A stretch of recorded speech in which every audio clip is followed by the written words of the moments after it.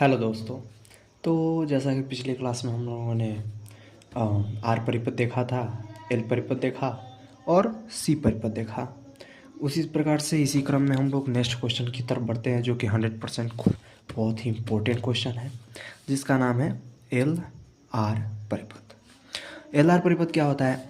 तो वह प्रत्यावर्ती धारा परिपथ जिसमें कुंडली तथा प्रतिरोध जुड़ा हो, एल आर परिपथ कहलाता है, जिसके परिणामी प्रतिरोध को प्रतिबाधा कहते हैं। अब प्रतिबाधा को हम लोग जेड से व्यक्त करते हैं, और जैसा कि सबका मात्रक ओम होता है, आर परिपथ का भी मात्रक ओम होता है, एल परिपथ का भी मात्रक ओम होता है और सी परिपथ का मात्रक भी ओम होता है। उसी प्रकार से एल आर परिपथ का भी मात्रक ओम होता है। अब आगे चलते हैं। यदि कुंडली के सिरों के बीच का विभवांतर वी एल और प्रतिरोध के सिरों के बीच का विभवांतर वी आर तथा परिणामी वोल्टेज भी हो, तो अब थोड़ा सा यहाँ पे डायग्राम देख लेते हैं दोस्तों। आप लोग जानते हैं कि वी आर जो है ये आई के डायरेक्शन में होता है। आप लोग जानते हैं कि धारा के डायरेक्शन में हमारा वोल्टेज का प्रतिरोध होता है वी आर, और जो एल प्रतिरोध होता है वो 90 डिग्री अग्रगामी होता है वी एल। ठीक है, अब धारा आई से वी एल 90 डिग्री अग्रगामी होता है। तो हम लोग जानते हैं जो इसका परिणामी वोल्टेज होगा भी, वो इसके बीच से जाएगा। तो हम इसको ऐसे डायग्राम बना करके एक आयत का निर्माण करते हैं, और आयत आप लोग जानते हैं कि ये अगर वी एल है तो ये भी वी एल होगा। अब जैसा कि ये वी एल होगा, तो हम लोग पाइथागोरस के नियम से जानते हैं कि कर्ण स्क्वायर बराबर होता है कर्ण स्क्वायर बराबर होता है आधार स्क्वायर प्लस लंब स्क्वायर। तो यहाँ पे आधार स्क्वायर वी आर स्क्वायर है और वी एल स्क्वायर हमारा लंब स्क्वायर है। तो यहाँ से हम लोगों का परिणामी वोल्टेज का सूत्र प्राप्त होगा। यहाँ से हम लोगों का परिणामी वोल्टेज का सूत्र प्राप्त होगा, कैपिटल वी बराबर कर्णी में V L square plus V R square. अब इसी क्रम में परिणामी वोल्टेज का सूत्र हमको प्राप्त हुआ भी, कैपिटल वी बराबर कर्णी में V L square plus V R square. तो यहीं पे हम लोग वी एल के यहाँ पे आई इंटू एक्सएल हम लोग देख लेंगे, क्योंकि पीछे हम लोगों ने पढ़ चुका है कि वी एल बराबर आई इंटू एक्सएल होता है। उसी प्रकार से वी आर के जगह पे हम लोग आई इंटू आर रख देंगे और वी के जगह पर आई इंटू जेड रख देंगे। तो यहाँ पे वी के जगह पर आई इंटू जेड रखा, वी एल स्क्वायर की जगह पर आई इंटू एक्सएल। तो जैसे कि वी एल स्क्वायर है तो आई इंटू एक्सएल के यहाँ पर वी एल स्क्वायर करेंगे तो आई स्क्वायर इंटू एक्सएल स्क्वायर हो जाएगा। और यहाँ पे वी आर स्क्वायर है तो वी आर स्क्वायर की जगह पर आई आर स्क्वायर करेंगे तो आई स्क्वायर इंटू आर स्क्वायर हो जाएगा। अब यहाँ से हम लोग कर्णी में आई स्क्वायर कॉमन ले लेंगे और अंदर बच जाएगा XL square plus R square. अब आप लोग जानते हैं कि कर्णी के अंदर आई स्क्वायर है तो बाहर निकलेगा तो आई हो जाएगा, और कर्णी में XL square plus R square. तो यहाँ पे आई इंटू जेड वही से वही होता जाएगा और आई बाहर आएगा तो कर्णी में XL square plus R square. I से आई खत्म, तो हम लोगों का एल आर प्रतिपथ के प्रतिबाधा का सूत्र जेड बराबर कर्णी में XL square plus R square हमको प्राप्त हो जाएगा। अब आप लोग जानते हैं कि एक्सएल बराबर ओमेगा एल होता है, तो एक्सएल के जगह पे ओमेगा एल रखेंगे तो एक्सएल का स्क्वायर होगा तो ओमेगा एल का स्क्वायर होगा, तो ये हो जाएगा omega square into L square. तो यहाँ पे ओमेगा स्क्वायर एल स्क्वायर होगा। तो ये दोनों ही सूत्र हमारा इम्पॉर्टेंट है, एल आर प्रतिपथ के प्रतिबाधा का सूत्र। और एक यहाँ पे हम लोग सूत्र देखे हैं परिणामी वोल्टेज का सूत्र, कैपिटल वी बराबर V L square plus V R square. ठीक है, अब इसी क्रम में हमें एक और सवाल पूछ लेता है दोस्तों कि बताइए कि एल आर परिपथ का, एक और सवाल पूछ देता है कि एल आर परिपथ का जो वोल्टेज होता है, वोल्टेज और धारा के बीच हमें कालांतर पूछ लेता है दोस्तों। थोड़ा सा कालांतर देख लेते हैं। तो हमें पता है कि परिणामी वोल्टेज जो होता है वो धारा से 5 डिग्री अग्रगामी होता है। तो जैसे कि यहाँ पे धारा आई है और ये हमारा धारा भी है, वोल्टेज भी, ये 5 डिग्री इसका अग्रगामी है, परिणामी वोल्टेज भी। तो हमें पीछे देखें हम लोग तो tan फाई बराबर, हमें फाई निकालना है ना दोस्तों, कालांतर tan फाई। तो यहाँ पे फाई होगा, तो यहाँ पे फाई हमें निकालना है तो tan फाई बराबर वी एल अपान में वी आर।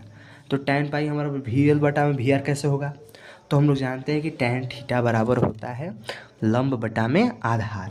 तो यहाँ पे लंब है VL और आधार है VR, तो VL अपॉन में VR। अब VL के जगह पे हम लोग क्या रखेंगे, I इंटू एक्सएल, और VR के जगह पे I इंटू आर। आई से आई खत्म, तो एक्सएल अपॉन में आर। तो tan फाई बराबर एक्सएल अपॉन में आर, या फिर ओमेगा एल बराबर में आर, क्योंकि एक्सएल बराबर ओमेगा एल होता है। तो यहाँ से हम लोग फाई डिग्री का मान प्राप्त हो जाएगा tan इनवर्स एक्सएल अपॉन में आर।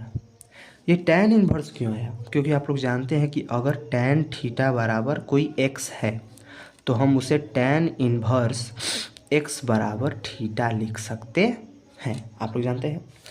उसी प्रकार से tan फाई डिग्री बराबर एक्सएल अपॉन में आर है, तो हम इसको फाई डिग्री बराबर tan इनवर्स एक्सएल बटा में आर लिख सकते हैं। उसी प्रकार से tan इनवर्स ओमेगा एल बटा में आर हो जाएगा। दोस्तों इसी क्रम में एक और क्वेश्चन हम लोग देख लेते हैं, जिसका नाम है CR परिपथ।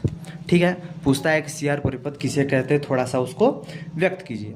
तो वह प्रत्यावर्ती धारा परिपथ जिसमें एक संधारित्र, ये C क्या है, संधारित्र है, तो एक संधारित्र एवं प्रतिरोध जुड़ा हो, R प्रतिरोध है, तो एक संधारित्र और एक प्रतिरोध जिस परिपथ में जुड़े होते हैं उसे हम लोग CR परिपथ कहते हैं, जिसके परिणामी प्रतिरोध को प्रतिबाधा Z से व्यक्त करते हैं।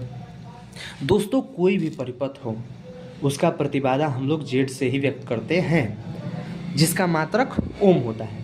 अब थोड़ा सा डायग्राम से समझ लेते हैं कि होता क्या है इसमें। तो यदि संधारित्र के सिरों के बीच का विभवांतर VC, प्रतिरोध के सिरों के बीच का विभवांतर VR तथा परिणामी वोल्टेज कैपिटल V हो, तो थोड़ा सा देखते हैं क्या होता है।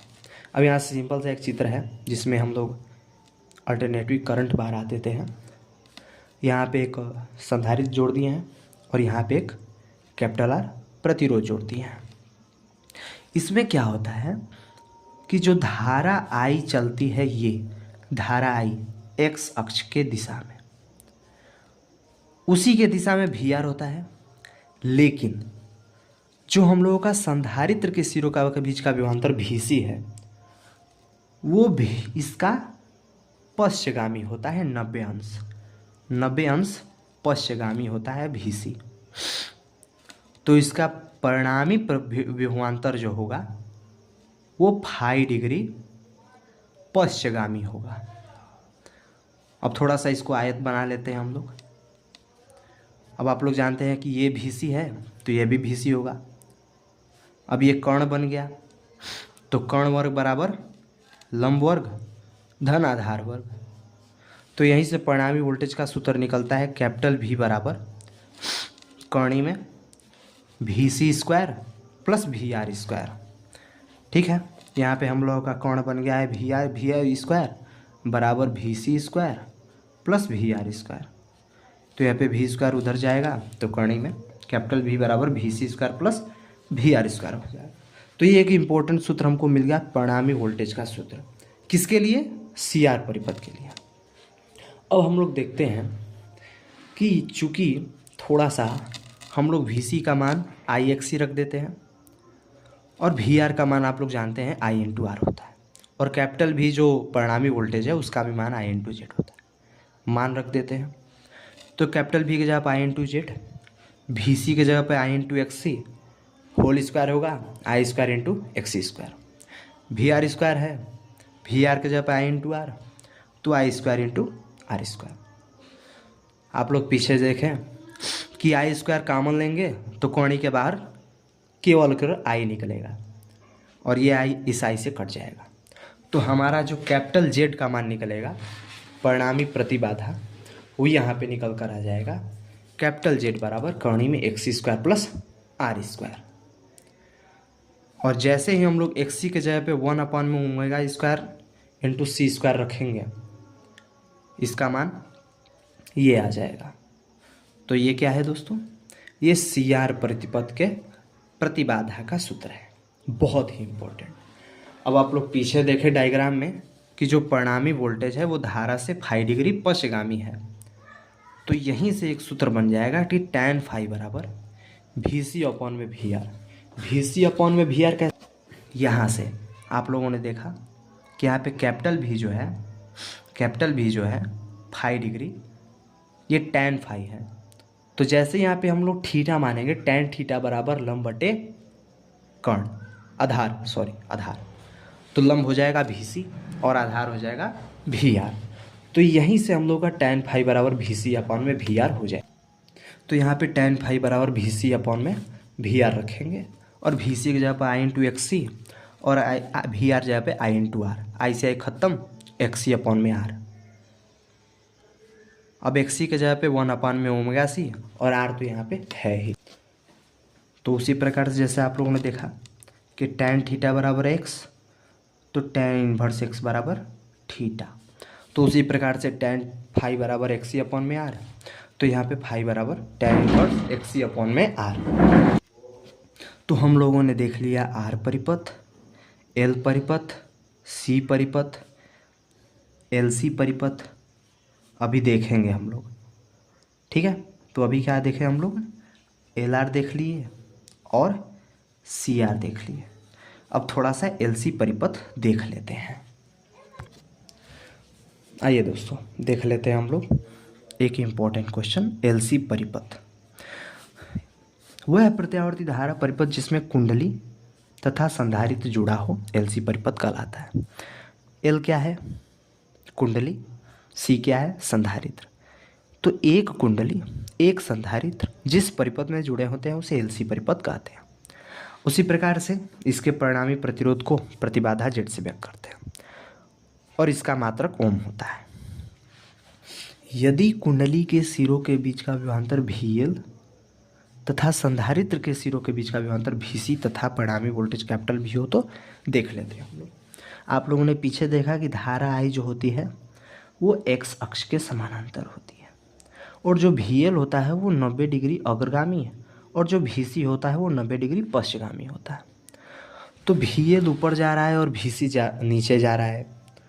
तो हम लोग यहाँ से कह सकते हैं कि जो परिणामी वोल्टेज होगा ना, तो यहाँ पे VL ज़्यादा होता है और VC कम होता है। तो आप लोग जानते हैं कि VL ज़्यादा है VC कम है तो हमारा परिणामी वोल्टेज ऊपर की ओर जाएगा। VL ज़्यादा है VC कम है तो VL माइनस VC बराबर कैपिटल V। ये हो गया हमारा परिणामी वोल्टेज VL माइनस VC और I यहीं पर है। तो यहाँ से हम लोगों का परिणामी वोल्टेज का सूत्र प्राप्त होता है कैपिटल V बराबर VL माइनस VC। अब पीछे की तरफ से कैपिटल V बराबर I इंटू जेड और VL की जगह पे I इंटू XL और VC की जगह पे I into XC। I common लेंगे, कोष्टक में बचेगा XL इंटू XC। I से I खत्म, तो हमारा परिणामी परिपथ का जो प्रतिबाधा का सूत्र प्राप्त होगा वो कैपिटल Z बराबर XL माइनस XC प्राप्त होगा। Z क्या है, तो Z हमारा परिणामी प्रतिरोध का प्रतिबाधा है। LC परिपथ के परिणामी प्रतिरोध को प्रतिबाधा कैपिटल Z कहते हैं। जो परिणामी प्रतिरोध जिसको हम प्रतिबाधा कहते हैं वही प्रतिबाधा कैपिटल Z का मान LC परिपथ में XL माइनस XC होता है। ठीक है, ये बहुत ही इंपॉर्टेंट सूत्र है दोस्तों। तो कैपिटल Z बराबर XL माइनस XC, तो XL की जगह पे ओमेगा L माइनस XC की जगह पे 1 अपान में ओमेगा C। तो ये भी एक इम्पोर्टेंट सूत्र है किस चीज़ का, कैपिटल Z LC परिपथ के प्रतिबाधा का सूत्र। इसी क्रम में एक मोस्ट इम्पोर्टेंट मैं बात आपको लोगों को बताना चाहता हूँ दोस्तों कि LC परिपथ को अनुनादी परिपथ भी कहते हैं। अब आप लोगों को पता है कि जब LC परिपथ की प्रतिबाधा शून्य हो जाती है जिसके चलते प्रेरण प्रतिघात क्या होता है XL और धारतीय प्रतिघात XC, ये दोनों बराबर हो जाते हैं दोस्तों, तो परिपथ में अनुनाद उत्पन्न हो जाता है और इसी कारण LC परिपथ को अनुनादी परिपथ कहते हैं। तो अनुनाद की दशा में Z बराबर जो XL माइनस XC है ना दोस्तों, ये कैपिटल Z बराबर 0 हो जाता है। अब आप लोग जानते हैं कैपिटल Z बराबर 0 कब होगा, जब XL का मान XC के बराबर होगा। ठीक है, तो यहाँ पे XL बराबर XC, XL का मान रख देते हैं ओमेगा L बराबर में 1 अपान में ओमेगा C, XC का मान 1 अपान में ओमेगा C। ठीक है दोस्तों, तो यहाँ से हम लोग इसको क्रॉस मल्टीप्लाई करेंगे तो omega into omega omega square L into C LC बराबर में ये 1 हो जाएगा। अब ओमेगा के स्थान पर हम लोग 2πf रख देंगे। अब जैसे ही ओमेगा के स्थान पर 2πf रखेंगे तो यहाँ पे ओमेगा का स्क्वायर है, तो ओमेगा का स्क्वायर करने पर 2 का स्क्वायर 4, पाई का स्क्वायर और एफ का स्क्वायर एफ स्क्वायर। तो ओमेगा स्क्वायर की जगह पर 4 pi square of F square और एल सी यहीं पर रख देंगे तो बराबर में 1 हो जाएगा। तो यहाँ से एफ स्क्वायर बराबर मिल जाएगा, जब तिर्यक गुणा करेंगे तो 4 उधर जाएगा, पाई स्क्वायर उधर जाएगा, एल उधर जाएगा और सी उधर जाएगा। तो 1/4 पाई स्क्वायर, ये है हमारा कैपिटल एल और ये होगा सी। तो यहाँ से हम लोग को एल सी परिपथ या फिर अनुनादी परिपथ की आवृत्ति का सूत्र कहेंगे। अब आप लोग कहेंगे दोस्तों कि सर हमें तो पढ़ाया गया है कि आवृत्ति कैपिटल एन होती है या फिर कहीं कहीं ईटा होती है, और हम लोगों का जो तीव्रता होता है दोस्तों वो कैपिटल एफ होता है।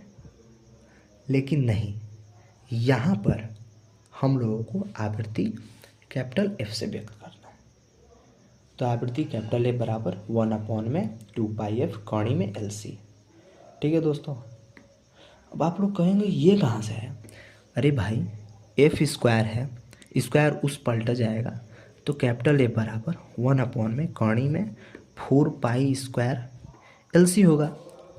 4 का जब कौणी में निकालेंगे तो 2 हो जाएगा, पाई स्क्वायर कौणी से बाहर आएगा तो पाई हो जाएगा, और एल सी उसी तरह रह जाएगा, तो एल सी का एल सी रह जाएगा। यहाँ पर कैपिटल एल कुंडली का 100 प्रेरण गुणांक है और यहाँ पे कैपिटल सी संधारित्र की धारिता है।